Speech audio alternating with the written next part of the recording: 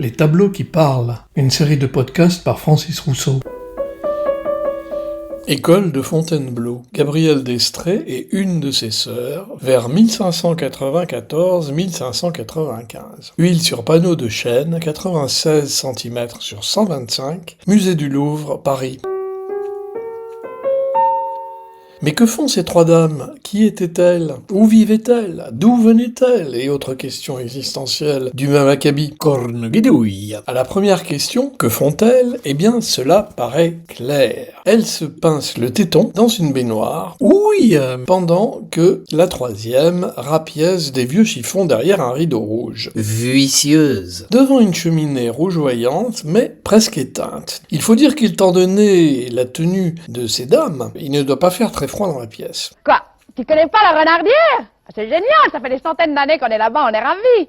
L'été, on fait des grandes tablées, on est mort d'air. Mordiable. Donc, deux de ces dames prennent un bain. Et oui, on prenait déjà des bains aussi au Moyen-Âge. Moins que sous l'Antiquité, certes, mais tout de même, on en prenait. Même si les hommes étaient moins délicats et sentaient souvent le bouc. Prenez des douches souvent? Moi? Ouais, t'entends. Une dame de qualité, elle, se devait de ne pas sentir la chèvre, mais la rose. 22% seulement d'hommes qui font une toilette quotidienne et 38% de femmes. Voilà quelques-uns des chiffres d'un sondage. Bref, en se baignant, dans la même baignoire, notera-t-on, il y en a une qui en profite pour pincer le téton de l'autre, ou la coquine. Mais Si je suis de trop, je peux sortir. Coureuse de rempart. Mais là encore, il y a une raison précise, et qui n'a pas pour unique but d'activer l'algorithme censure de Truandaille. Qui sont-elles? Alors là, ça se corse un peu. Pour les uns, il s'agirait de deux sœurs. La belle Gabrielle d'Estrées, duchesse de Beaufort, à droite, diantre, et sa sœur, Julienne Hippolyte d'Estrées, duchesse de Villars, à gauche. Mordiable. Deux dames de très haut rang, puisque Gabrielle d'Estrées resta dans l'histoire comme étant la favorite du roi Henri IV, dit le ver galant, c'est-à-dire le vieux cochon en langage moderne. Et là, je parle juste question présentation. Elle eut même 4 enfants, dont César de Vendôme, auquel il est fait allusion ici, fut l'aîné. En effet, le symbole de ce tableau, qui serait en réalité une allégorie, ne serait rien de moins que l'annonce de sa naissance, le 7 juin 1594, d'où l'attention portée au téton. Diantre. Corne de bouc. Ce tableau aurait donc été peint peu après l'accouchement, au mois de juillet ou d'août, ce qui explique le peu de vaillance du feu dans la cheminée, sachant de toute manière que dans les châteaux royaux, il était d'usage d'entretenir un feu dans l'âtre tout au long de l'année, hiver comme été. Allez-y, mettez vos jambes, enlevez vos chaussures, ça me dérange pas, moi. Moi, je peux pas, après j'ai mon œil de perdrix qui me fait mal. Dans cette hypothèse allégorique des deux sœurs, c'est la duchesse de Villars qui pince donc le téton de sa sœur Gabrielle.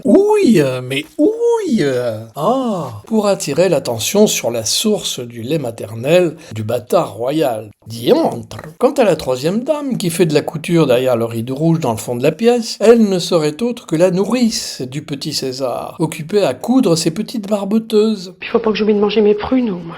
Ça devant, ça va, j'y vais tous les 5 minutes, mais derrière, je suis bouché, mon vieux. Pour d'autres historiens de l'art, si la dame à droite est bien toujours Gabrielle d'Estrées, et la servante une servante, par contre, la dame sur la gauche n'est plus la sœur de Gabrielle, mais la courtisane qui lui succédera à l'âge de 20 ans, auprès du vieux cochon, du ver galant, pardon, à savoir Henriette d'Entragues. Le roi la rencontra après la mort, à 26 ans seulement, de la belle Gabrielle, en 1599, mort qui l'aurait laissé, paraît-il, inconsolable. De toute façon, le sexe pour le sexe, je sais pas, j'ai jamais trop compris. Je trouve que c'est un peu sans intérêt. Le sexe quand tu connais pas l'autre, c'est souvent des baises nulles, je trouve. Henri IV lui fit 2 enfants à Henriette, et sa sœur puis-née Marie-Charlotte prit un temps le relais, avec moins de talent sans doute que Gabrielle, puisque finalement il délaissa peu ou prou les sœurs d'Entragues, Coureuse de rempart. pour épouser Marie de Médicis en octobre 1600 et les abandonner totalement en 1603. Totalement, certes, mais royalement, car Henriette, qui n'aura été la maîtresse du roi que pendant 3 ans et 2 engrossements, alors que Gabrielle le fut pendant 8 ans, en tira de confortables revenus et un marquisat. Si vous voulez mon avis, chère petite madame, dans un ménage, quand l'homme ne ramène pas un certain volume d'oseille, l'autorité devient ni plus ni moins de la tyrannie. Et l'autoritaire a un simple emmerdeur prétentieux. Pour en revenir à notre tableau, beaucoup de sœurs dans tout ça et de maîtresses putatives, même pour une allégorie, je trouve. D'autant que la belle Henriette ressemblait autant à la belle Gabrielle que sa propre sœur, ce qui n'est pas très arrangeant pour qui veut élucider qui pince le téton de Gabrielle. Mais ouille Henriette ou Juliane Hippolyte? Tout le mystère est là, et il fit longtemps jaser. Oh, vraiment marâtre nature, puis qu'une telle fleur ne dure que du matin jusqu'au soir. En son temps, ce tableau, qui ne serait aujourd'hui pas admis dans les réseaux sociaux, fit scandale, non pas tant à cause de la nudité de ces dames, qu'à cause de la bague que Gabrielle d'Estrées tient délicatement entre le pouce et l'index, hors du cadre formé par le drap, qui isole son beau corps de la froidure du marbre de la baignoire. Corne de bouc. Cette bague serait en effet l'anneau du couronnement offert par Henri IV le 2 mars 1599 en guise de promesse de mariage. Promesse qui causa un scandale politique énorme à la cour. Grâce à la reine! Halt still! Ruhe, die Hunde! Ruhe! Sie haben eine Ehrendame entehrt! Na, was? Und die Unschuld eines jungen deutschen Mädchens missbraucht! Meine Tantine. Los! Raus, schnell! Raus, schnell. Quelle jolie langue. Retentissant, mais éphémère, puisque la belle Gabrielle, le mois suivant, en avril 1599, mourut à la fois en couche et peut-être empoisonnée.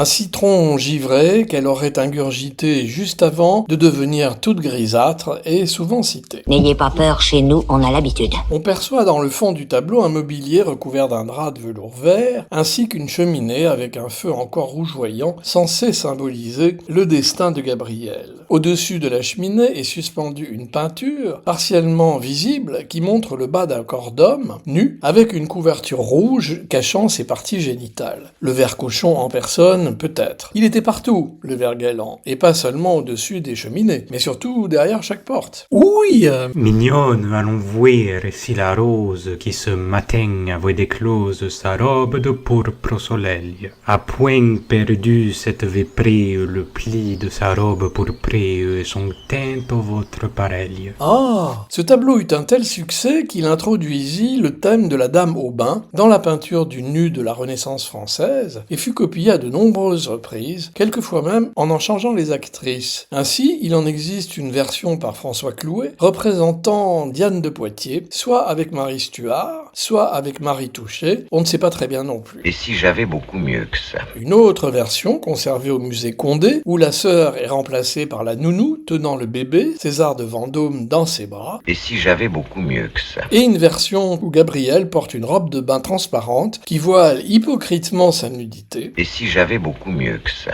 Enfin, une copie étrange, tout à fait leste, réalisée en 1590 et conservée au musée des Offices de Florence, où Gabrielle enfile la bague du couronnement au doigt de la duchesse de Villars, cette fois de 3/4 d'eau et dont l'anatomie révèle un fessier pour le moins rebondi. Grippe minot. En plus, je prendrais bien une petite larmichette de vin. Vous savez, j'ai une soif, c'est terrible. C'est la cheminée, sans doute. À moins que ce ne soit Henriette d'Entragues, À qui la belle Gabrielle enfile la bague. Comme un passage de témoin entre maîtresses royales, en somme. Pourquoi pas? Tout est dit, au premier plan, devant un rideau rouge sang, qui relève de façon majestueuse la pâle carnation de ces dames, qui qu'elles fussent. Donc si vous me croyez mignonne, tandis que votre âge fleuronne en sa plus verte nouveauté, colliez votre jeunesse, comme à cette fleur la vieillesse fera ternir votre beauté. Corne guidouille.